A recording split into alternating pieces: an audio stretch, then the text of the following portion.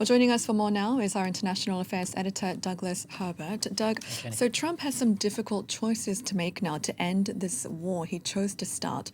What are his options currently on the table as things currently stand? I will get to that, but I have to address that little soundbite we just heard from the Vice President, J.D. Vance. It's remarkable. It's a remarkable study in, you might call it, hypocrisy. And the reason I say that is because J.D. Vance, not very long ago, was seen as the poster child of skepticism about foreign military interventions, getting into foreign wars, as had Trump, by the way, at one point been. He also, at the outset of this war, when Israel and U.S. launched the joint campaign back in February, late February, he was reluctant to even talk about the Iran war. And suddenly there he is prominently on the Donald Trump channel on Fox News, as not just the poster boy, but the chief defender of Donald Trump's Iran war deal, Donald Trump's strategy, if you want to call it that, because it remains murky as ever, to try to find an off-ramp and to end this war.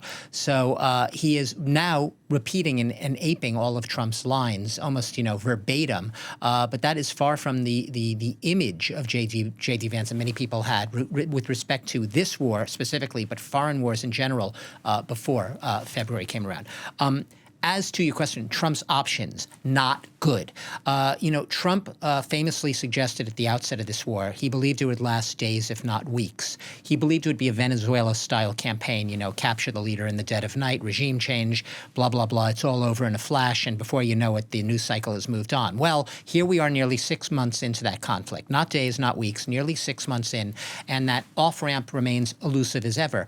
And his choices are really diametrically opposed. One is escalation. We heard him a couple of weeks back warning of another massive bombing campaign, massive escalation. He was reportedly decided to back out of that on the urging, the behest of Middle Eastern allies, U.S. allies, who said, please don't do that because it will only invite potentially horrific, catastrophic retaliatory strikes from Iran on our energy facilities here. So he didn't do it. But if he doesn't escalate, and that is his only really, I excuse the pun, trump card at this point, if he doesn't escalate, the other option is, well, seek that off-ramp, right? Agree to a deal. But it would have to be a deal on Tehran's terms because Iran, contrary to what Donald Trump most likely not only hoped but sincerely believed, did not fold like a house of cards, did not just crumble. If anything, its leadership is more hardline, it's more empowered. It's doubling down in what it says now is its strategic control going here and going forward of the Strait of Hormuz. So it's not palatable either way. Escalate or accept a deal on Iran's terms, or a lot of those terms,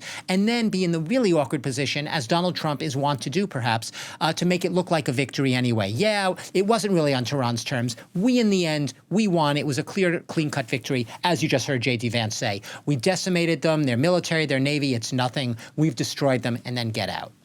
So, Doug, just remind us what this list of demands that Tehran has made today is. And is there a chance that Tehran might soften its conditions at all?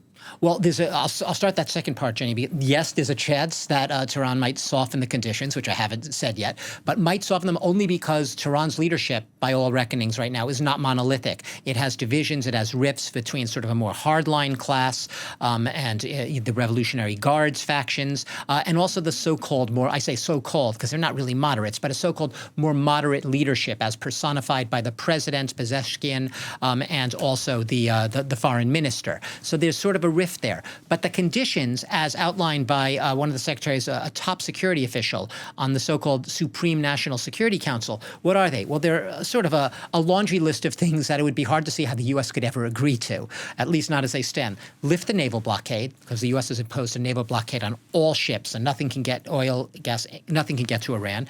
Lift the sanctions. That doesn't look like it's going to happen. The U.S. has said in the past the sanctions would potentially only be fully lifted when and if a final deal were reached on Iran's nuclear program. Those talks haven't even begun yet.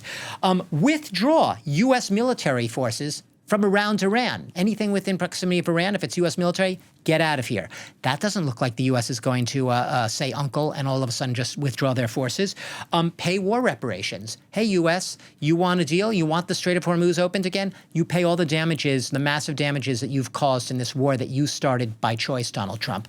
Release foreign Iranian assets. That also isn't happening. The U.S. has said in the past that that could happen potentially. Assets would be frozen, unfrozen, but only if Iran committed to stopping the enrichment enrichment of uranium, which is the precursor to building a full-scale bomb. And finally, here's another one.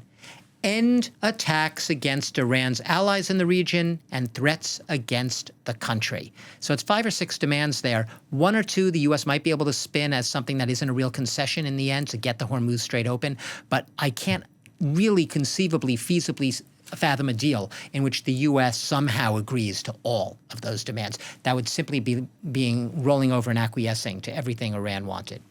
Yeah, sounds more like an ultimatum than a list of demands. Yeah. Douglas Herbert, thank you very much indeed for now.